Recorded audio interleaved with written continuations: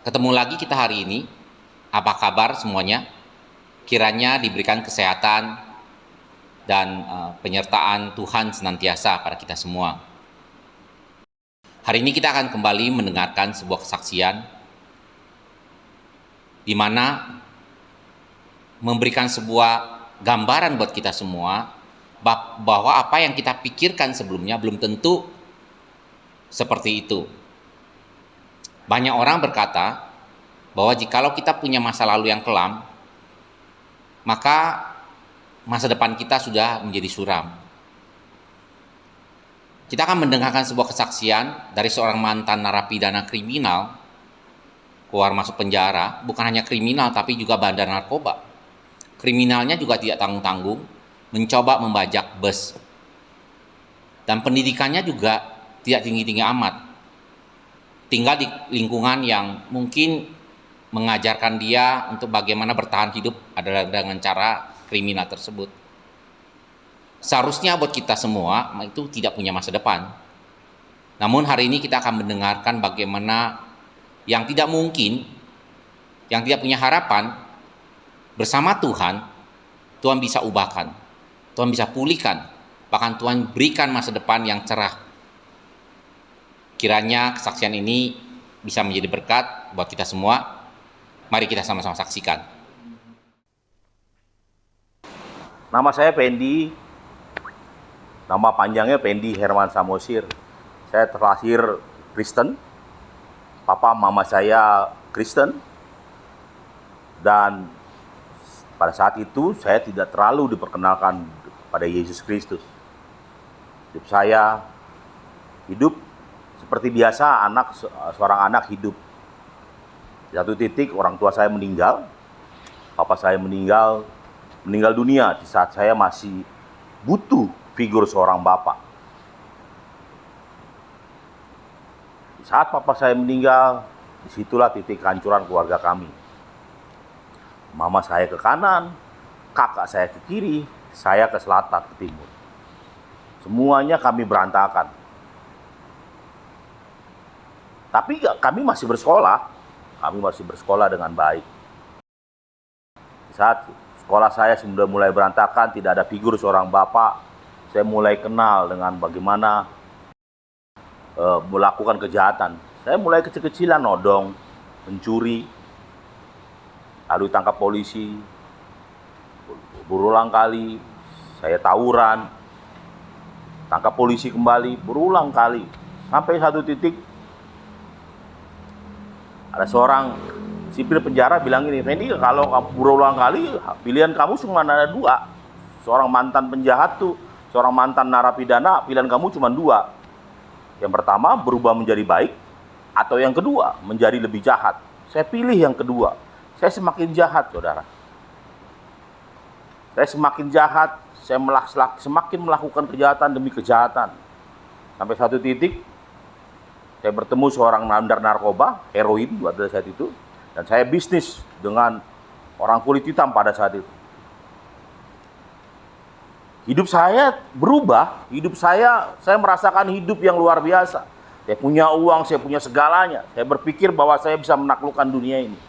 Saya berpikir saya bisa menghidupi keluarga saya dengan hasil narkoba, hasil jualan heroin. Tapi Tuhan nggak berkehendak itu. Tuhan tangkap saya kembali. Saya dipidana 7 tahun pada saat itu. Saya berpikir bahwa ini hancur, hidup saya sudah hancur. Hidup saya sudah selesai, hidup saya udah nggak ada artinya. Saya harus menjalani kehidupan di dalam penjara, di dalam lapas. Bisnis narkoba.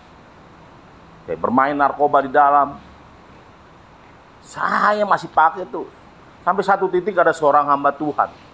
Namanya Mamiani, kami panggil selalu Mamiani. Seorang hamba Tuhan yang melayani kami dengan kasih di lapas Nusa Kambangan. Melayani kami dengan kasih, seorang ibu. Dan saya berpikir bahwa kasih Yesus itu mulai menyentuh kehidupan saya. Tapi bukan artinya saya berangsur-angsur menjadi baik.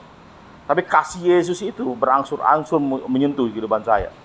Sampai satu peristiwa, saya lagi mengkonsumsi narkoba jenis ekstasi pada saat itu. Pada saat itu saya harus merasakan musik. Saya masuk ke gereja, saya goyang-goyang kepala saya. Dan saya berpikir bahwa saya orang paling jahat, saya orang paling bejat pada saat itu. Saya memanfaatkan gereja, rumah Tuhan untuk bisa saya menikmati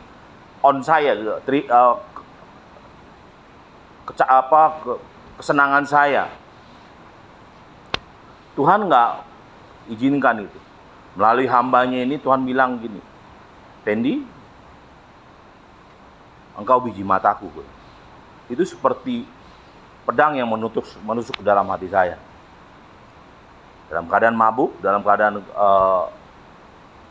pengaruh dari ekstasi, hati saya disentuh Tuhan. Hati saya mulai merasakan kasih Tuhan mulai masuk dalam hati saya.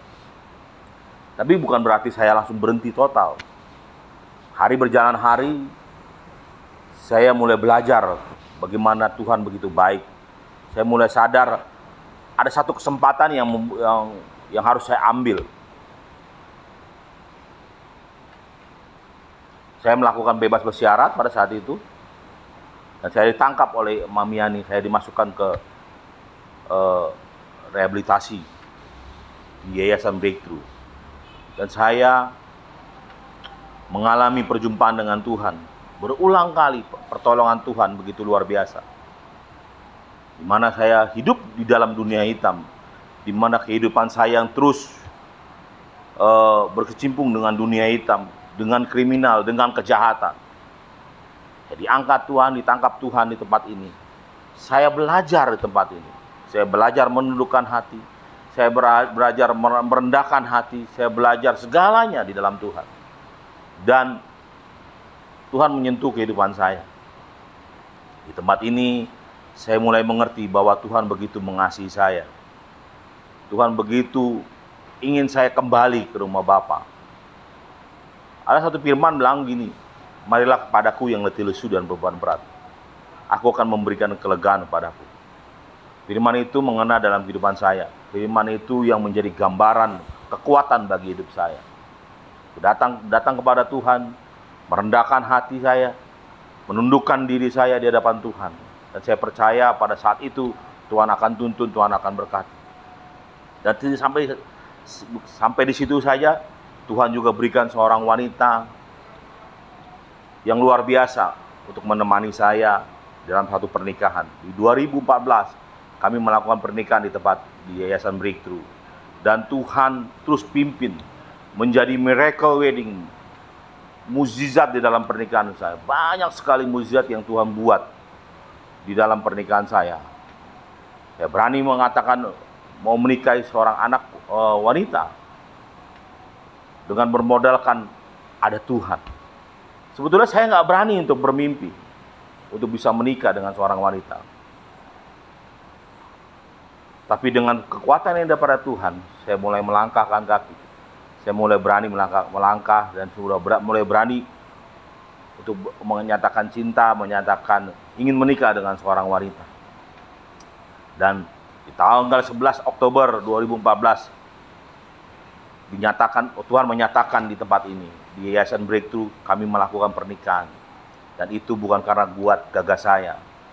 Seperti firman yang Tuhan katakan dalam firman-Nya, apa yang nggak pernah terpikir oleh hatimu, apa yang nggak pernah terlintas dalam hatimu, nggak akan terpikir oleh pikiranmu, nggak akan timbul dalam hatimu, itu yang Tuhan sediakan bagi setiap orang yang mengasihi.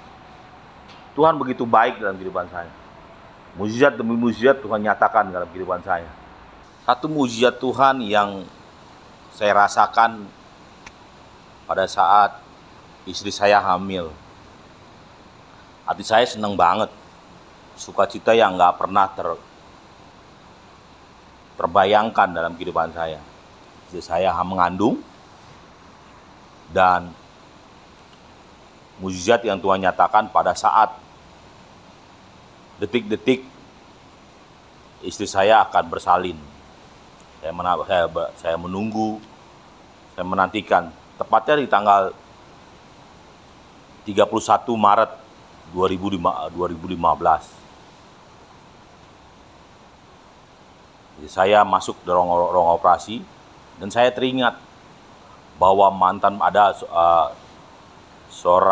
ada teman-teman LSM bilang kalau seorang pencandu sudah bertahun-tahun, hati-hati kalau punya anak. Kalau punya anak biasanya akan ada cacatnya. Wah, pada saat istri saya berjuang di ruang operasi, di situ juga saya berjuang. Perkataan itu terngiang-ngiang di dalam hati saya. Perkataan itu membuat hati saya semakin gentar. Saya bergumul sama Tuhan.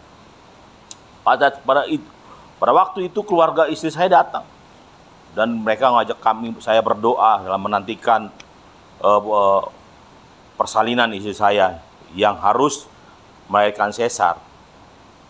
Dan saya nggak bilang sama mereka, saya nggak bilang sama keluarga dari istri saya. Saya bergumul sendirian di ruang operasi. Saya bergumul sama Tuhan. Tuhan, jangan sampai anak saya ada cacat, Tuhan. Saya nggak mau, kalau Tuhan mau izinkan anak saya cacat, biarkan saya yang cacat, Tuhan. Saya bergumul sendirian, nantikan persalinan anak saya. Saat berjam-jam saya bergumul menantikan persalinan istri saya, seorang suster keluar dari ruang operasi. Dia bilang, keluarga dari Ibu Merlin. Wah, saya langsung buru-buru. Saya terburu-buru, saya bilang, saya suaminya. Dengan hati yang takut, dengan hati yang gentar, dengan hati yang kacau oleh perkataan seorang teman, kalau seorang pecandu, hati-hati kalau anaknya biasanya cacat. Wah, saya takut sekali. Saya gentar pada saat itu. Seorang suster bilang bahwa anaknya sudah lahir. Wah, seharusnya saya bisa bergembira, saya sukacita. Seharusnya saya bisa munculkan senyum yang luar biasa. Tapi saya nggak lakukan itu. Saya nggak bisa lakukan itu. Keluarga bilang, selamat ya Penny, selamat. Saya nggak bisa menutupi ketakutan saya nggak bisa menutupi kegentaran saya. Saya khawatir, saya gentar. Harus saya sampai melihat bagaimana kondisi anak saya. Suster bilang, apakah ada mau dipoto anaknya? Wah, saya buru-buru kasih handphone saya. Ini suster, saya nantikan sekitar 10-15 menit. Itu terasa lama sekali saya menantikan. Setelah itu, suster kembali datang kepada saya di ruang tunggu operasi. Dan saya lihat foto-foto anak saya. Dan saya belum yakin sekali. Saya lihat handphone saya buka satu-satu, saya pastikan kembali. Apakah anak saya cacat? Apakah anak saya ada kekurangan ya Tuhan? Saya buka tuh. Tapi saya masih ragu, saya harus lihat dalam hati saya. Hampir semua keluarga saya melihat kayak melihat saya aneh. Saya terus bergumul sama Tuhan. Tidak lama anak saya keluar dari dan saat itu anak saya kena hipotermia, kedinginan, terlalu dingin, jadi harus dimasukkan ke inkubator, dimasukkan kotak itu inkubator.